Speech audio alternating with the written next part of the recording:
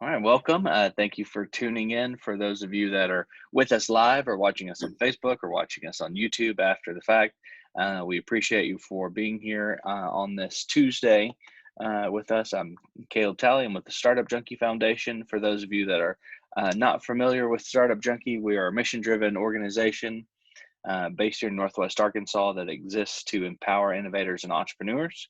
And we do that mainly in two ways, and that is through one-on-one consulting with innovators, entrepreneurs, small business owners, anybody that has an idea written on the back of a napkin, all the way up to a full-blown business with revenues of up to $25 million. And then another facet of what we do is events, workshops, whether those are, of course, they've been largely virtual this past year, but we're working our way towards in-person events more frequently, like with the goal of connecting individuals who are, doing similar things in entrepreneurship and providing education resources. That sort of thing, just like we are doing today with this workshop. And we are pleased to be joined by our friend Doris Finley, who is in Jonesboro.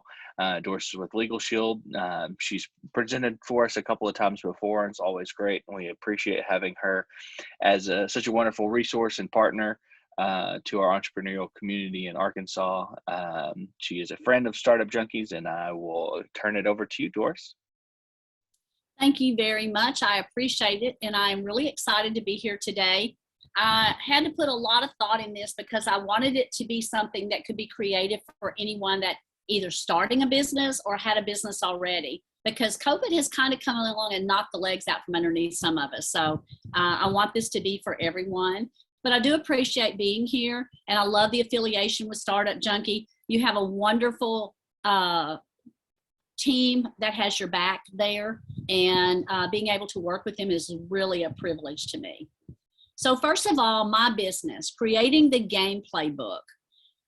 This may seem a little kind of different, but your business is a game. I mean, everything in life is a game. We play to win, or we sit down and don't play at all, or we play to lose. And so I want to help you learn how to move forward and play to win in this crazy economic COVID time, especially, okay? So first of all, planning your win. Life is short. If there was ever a moment to follow your passion and do something that matters to you, that moment is now. So how many of you have always dreamed of being in control of your time, getting paid what you think you're worth versus what your employer says you're worth? I'm here to tell you that it takes conviction and discipline to say, I'm ready for this. I have this. I just need to know where to start. So we're here also today for those businesses in full gameplay that give ideas and resources to help you navigate through the chaos. COVID did hit us hard, and with downtime, mandates, compliancy, and employee issues, there are resources at your disposal that can help you take your business to the next level of our new normal, getting solutions to your challenges and taking each step with confidence. With Legal Shield and Startup Junkie as your trusted advisors, we can help you move ahead with confidence and securing a better bottom line. And guys, that's why we all get in businesses, to make money, right? So are we ready? Then let's get started. Okay, chapter 1, getting your game day on. We all need to get ready for that game. We've got all kinds of things we need to do, and so often we don't get those things all in play. So the game kind of gets off center and we don't understand why. Many businesses fail within 5 years due to lack of knowledge and planning. The following points will help you make the right moves, including developing you as the star quarterback. Because, hey, you're the CEO, right? So first of all is incorporate. That means you need to get your name researched. You need to get your EIN number. You need to get your corporate papers done. You need to get registered Secretary of State. Those are all things most people starting a business don't realize that you have to do that. And that's all involved in that process. A privilege license. We are blessed to live in a state, that's a little sarcasm, that requires, most cities require a privilege license. So we have to make sure we have that in place if that's what our city requires. Commercial insurance. A lot of people that are out there with a business with walls know they have to have that. But a lot of people that are on the internet, they don't realize that they have to have something. Even if it's errors and omission, you could be sharing something with someone and leave something out, or they misunderstand it, and all of a sudden there's a problem, you want to make sure you're covered with that, so that if you do happen to make a mistake like that or not make a mistake, you've got somebody has your back. CPA, I'm going to share with you, outside of the incorporating, I think this is the most important part, because that CPA is going to set you up and get you on track to run your business right from a financial standpoint. Most people go, oh, I'm going to put them till the end of the year to do my taxes. But guys, if you get the CPA now and he sets you up and shows you, you know, get the QuickBooks mobile app so you can track your mileage, it automatically tracks it. You can scan your receipts, you can do your invoices and run everything from the palm of your hand. And he sets you up and shows you how to do that. At the end of the year, when comes tax time, guess what? You've taken advantage of all the expenses and tax breaks that you can get. Plus, it doesn't cost as much if you get your tax return done as if he didn't have that at all, because he's going to have to charge you more to do that. So it's a lot less expensive to do it on the front end. And then you can take part of that on yourself and say, I'm going to do this part and I want you to do that part. Websites, you know, a lot of us have started business out that we run from Facebook. But guys, the business world, when they start utilizing your service, or before they do, the first thing they do is check out your website. They want to see a legitimate company there. They want to see that the company, what the company does. They get to know who you are as a business owner too. A CRM, you want to track your customers. You want to track your prospects. You want to be able to touch base with them. You know, touching them randomly during the year, even if they're a current client, helps you keep that business because you're building the relationship. But it also allows you to send out things like, hey, go to my website, check out my new service I just added. So you can use that to drive them back to your website to create more business. Web meeting platforms, you know, a lot of things are out there. GoToMeeting, Zooms, Google Meet, all those things are out there. But we have to have something in place because more and more people want to meet that way because of time. Even though COVID has let up, a lot of my clients have gotten used to the web meeting and they'll go, hey, just do a Zoom with me and I'm okay. And we can talk, because it's helping them build that rapport with me and vice versa. It's all about trust, and your clients need to trust you. So you want somehow to have that face-to-face with them. Marketing, how many times have you heard somebody say, oh, I had somebody walk in my office today and tell me they have a great marketing plan, but it didn't work. Marketing people understand marketing, but they don't understand your business. So if you don't get consulting on what works for my business, what are other companies out there like mine doing, what is, you know, how much does it actually cost, you can actually be using a marketing plan that's not working. So we actually, you know, you need that consultation on that so that you can actually know where to start. And funding, some people don't even know how much they need funding for. So this is the one thing I love about it. We have access, or you have access through Startup Junkie, for not only planning those things, how much you need, but also the funding resources. And if they don't have one for you, I have some alternative resources also to help you get funded, because sometimes people have a hard time with that. And we don't want that to be an issue to hold you back. Technology, everyone needs technology in one form or another. So being able to know what technology works best for your business and what you need to have helps also. We can guide you through each step between our services and third-party resources. Legal Shield and Startup Junkie are here to help keep your head in the game and moving toward that winning season. Okay, chapter 2, revamping your game. You win by trying and failing, test, try, fail, measure, evolve, repeat, and persist. How many of you realize that your first game plan is not going to work? Then you need to tweak it a little bit as you go along. And the wonderful thing about this is we can help you tweak it to make it more successful. So your game changes due to client needs, expectations, our ability to navigate that growth is dependent on us as a star quarterback in making those changes. So improve your game. If something's not working, then change it. Invest in yourself. Most of the time we fail to do that. Our business, we started out, it starts growing, it outgrows us. We don't have the skills that we need to make sure that we've got it, but that's nothing that says we can't go and invest in ourselves. Go to a class that talks about business, how to set something up, how to strategize, things that you can learn from for yourself. Read. You know, I wasn't a big reader because I read in school and I burned myself out reading. So, but what I know is this, there's so many awesome books out there. And I've got a reading list that I promote to people I work with that gives you answers to things like, How do you get your momentum going? How do you sell to people? How do you overcome objections? How do you do this? There's so many things out there that can help you grow, and you do it at your time and your pace. That's what I love about reading. Training camps, there's all kinds of things out there. Everything from Don Yeager to John Maxwell to Grant Cardone. There's all kinds of people out there that can help you grow as a manager, grow as a business owner, grow as a CEO, grow as that star quarterback, to understand how you can grow your business more, manage your business, scale your business, so that it's not something that dominates your time and you have time left for family, because that's why we're doing everything anyway. So those are things that happen. Find a mentor.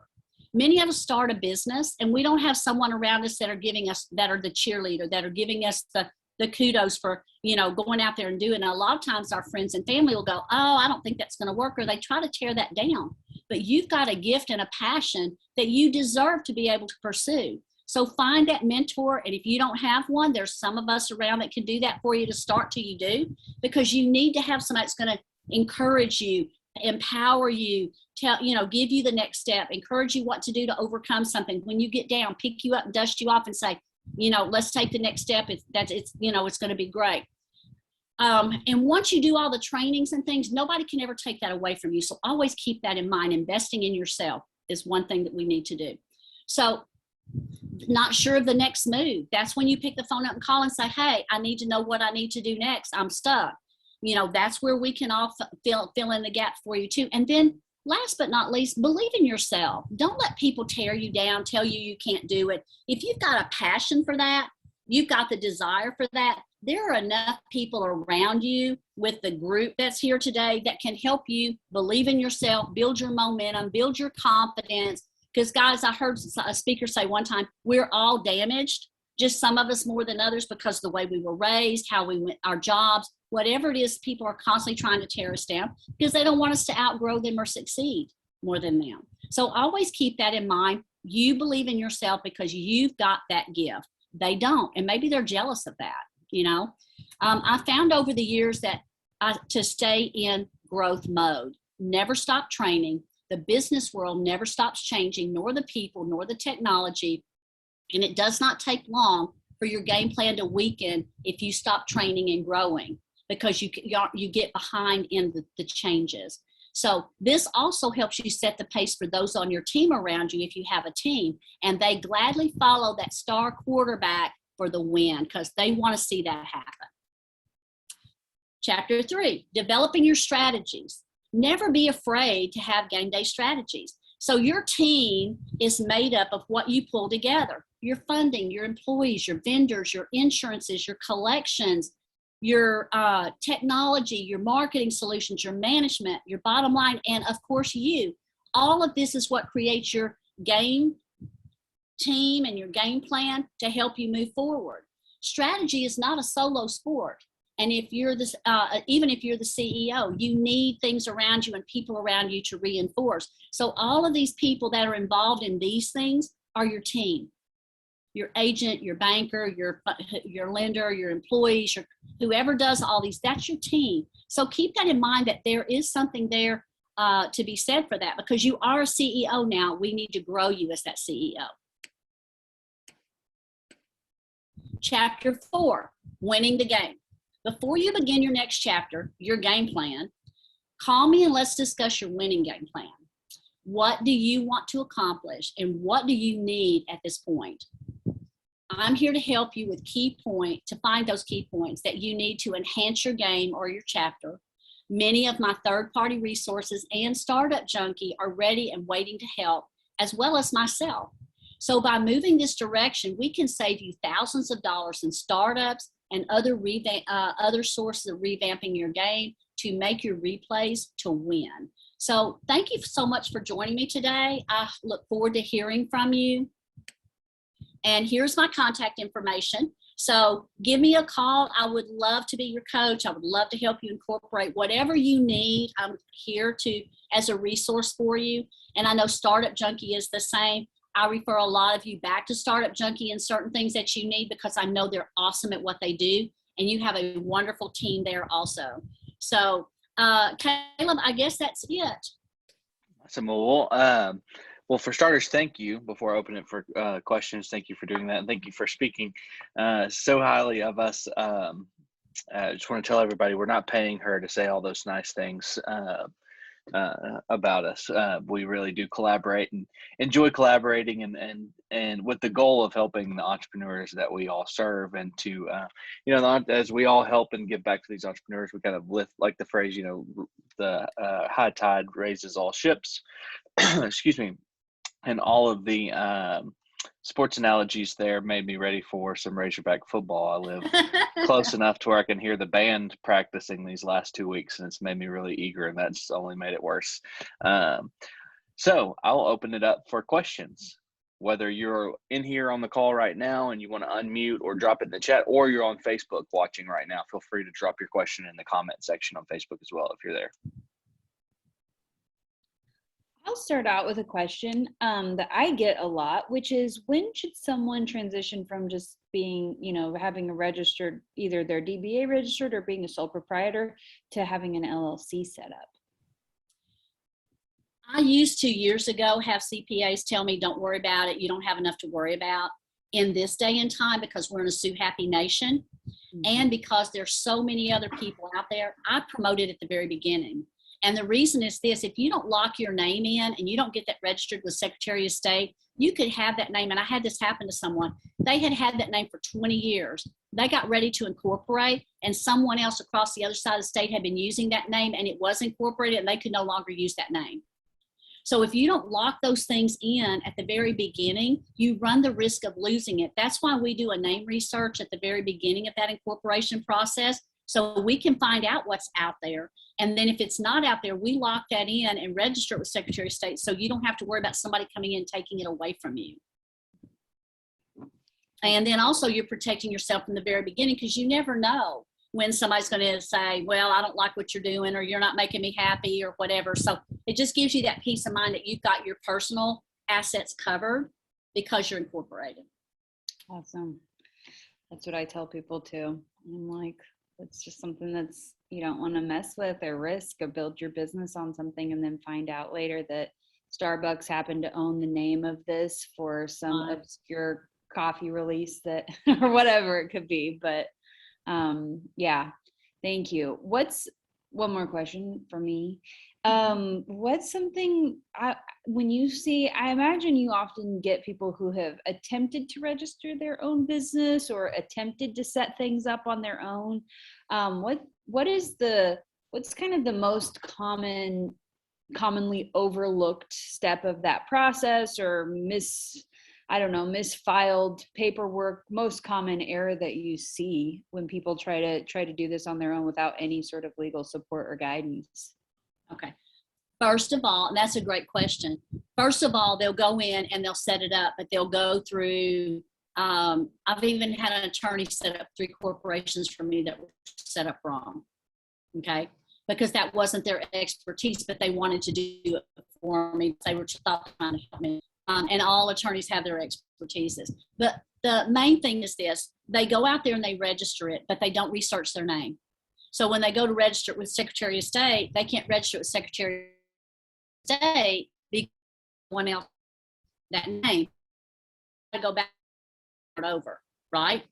Even though they say, hey, it's really easy, a lot of people don't know where to go. If they have, sales tax, they don't know where to go to get that, because, and I've run into that quite a bit. So having that guidance helps you understand how to go get this, how to go do that. A lot of them don't register with Secretary of State for a little bit because they don't know they're supposed to. They don't get a privilege license because they don't know they're supposed to, and so those are things that, if we don't know, we don't know. But ignorance is not bliss, because if you don't have a privilege license, if you don't pay sales tax, they are not very forgiving. And they can shut you down for those things. So, just being comfortable with, hey, somebody has my back. Years ago when I had my other business, I would have loved to have had someone like y'all and me that could have had my back, that if I had a question, I'd pick the phone up, make a phone call and go, okay, I got this. Instead of worrying about it, losing sleep over it, or finding out later that I messed up and now I've got to pay thousands of dollars in taxes I didn't know I was going to have to do because I didn't clear it up front. So most of the time, it's just those little things that they don't realize they have to do. because if you don't know, you don't know. And so the way to get past that is have people around you that's a team. You know, you don't cost them anything for them to work with you. And I cost very little for them too. And after I get that set up, I'm still hearing for them and other things that I don't get paid for, but it's all because we want them to succeed. And those answers, it shouldn't be intimidating because they're not having to worry about paying out $1,000 to get answers, because we've got those at their fingertips to give them and share with them. Yeah, thank you. Hey, how are you?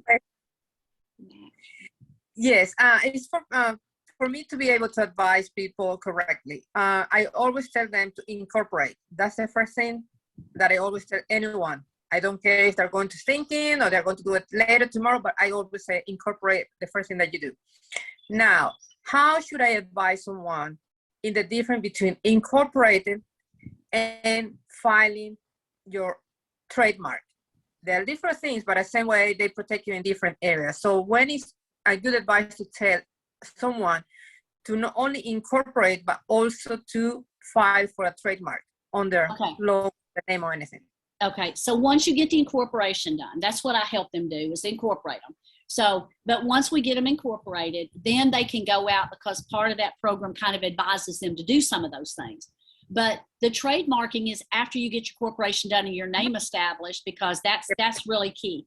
And then just, you know, getting them to trademark, because that is where they're going to brand themselves.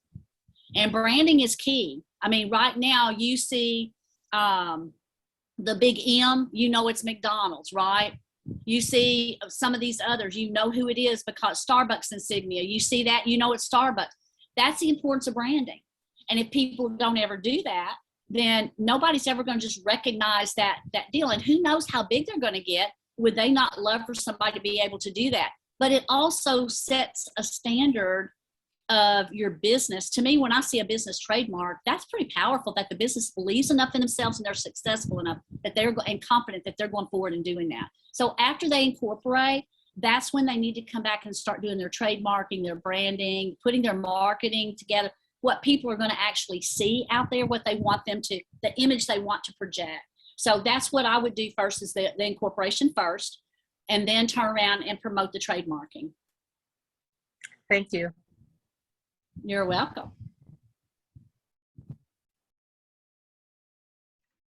And just by way of, I guess, horror stories, you know, one of our team members had a client that was a restaurant that went by a particular name restaurant here in Rogers, and they actually got a letter from a restaurant in Florida that had done all the proper paperwork to have that name, and had that name for years before this place. And they had built, you know, a community around their restaurant, and everybody loved them, all this and that, and they had to completely rebrand and change their name, you know, practically overnight, because they did not go through all those steps. Right. And that is the key. Most of the things people don't realize, when you're incorporating, that is a state level thing, because you're incorporating within the state. But when you're branding, you're copywriting, you're patenting, you're doing all of those things, that's federal. So when you get your EIN number and that's attached to your federal, that's when any of these states can pull this up. And I had that happen to somebody for years ago. In fact, it almost happened to me, because I had established my name and I had incorporated it, and theirs was the same, but it had like 2 letters off in the spelling, and they were trying to make a big deal about it, and the attorneys came in and shut them down because it was different enough that they couldn't say it was the same name. But if I had known it was that close, I would not have done it, because it was just too confusing. And if I ever had taken my business and kept it and grown it to a bigger level, it would have been confusing for clients. And then also think about something like if you have your domain name and there's only 1 or 2 letters difference, like maybe this one has an ES on the end of it or an SS on the end of it or whatever, and they key it in wrong and they pull up this other company, they don't get you. They don't know where to go look because something's wrong. So it's always important to do everything on the front end to make sure that you've got all your bases covered. Yeah, from marketing's perspective, yeah, that SEO is really important. Yeah, it is. So I'm just glad that you're able to help with a lot of things too, like that, because, you know, people don't understand all those guidelines. They really don't. And it's so sad to see somebody put all that effort and money into it, and then one little thing holds them up, you know? So, but I love business owners. That's the backbone of our community, and we want to keep them strong and growing, and, you know, whatever we can do to help. So. Well, no, if we ever, you know, if there's ever opportunity to open a Startup Junkie Jonesboro, Doris, you would be the head of that department. I guarantee it. Oh, well, I appreciate that. I really love working with y'all. It's been a joy. So. Likewise. And I've learned a lot too, because I never knew there was a company or an entity out there that had offered so many services to people, you know, to help them out. So. Definitely feeling a need, and we don't have any questions on Facebook at the moment. Okay. So what I'm going to do is, I guess I'll wrap us up, unless we have Morgan and Damara, unless y'all have any last minute questions. And I'm going to distribute this. So for those of you watching after the fact, thank you for tuning in. I'm going to distribute this to everybody that signed up and was not able to make it today. We'll hope you'll join us for the next in-person live action webinar. Doris, thank you again. Thanks everybody for tuning in, and I hope everyone has a great afternoon. Thank you. Y'all have a great week. You too. Bye.